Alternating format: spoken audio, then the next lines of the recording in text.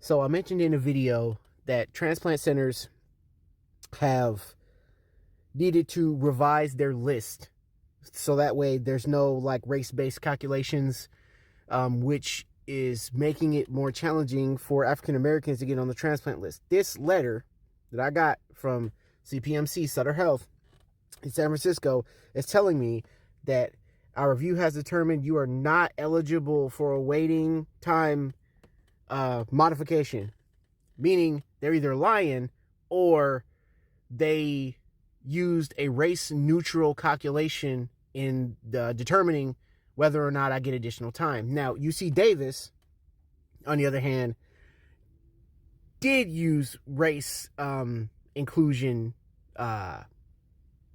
race inclusion tests, which resulted in me getting additional time. This is a way, right? And if you don't know, if you are unaware, you should call your local transplant center and ask it. All transplant centers are supposed to do this.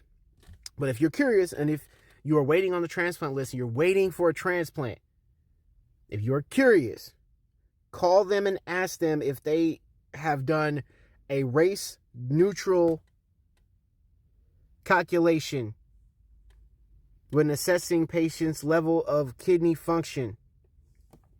It is an old policy that they used to do, which was really bad for minorities, especially African Americans. It is important that you call your local transplant and ask them if they do this or if they have done this, because you can get additional time added on, which will accelerate your chances of getting a transplant.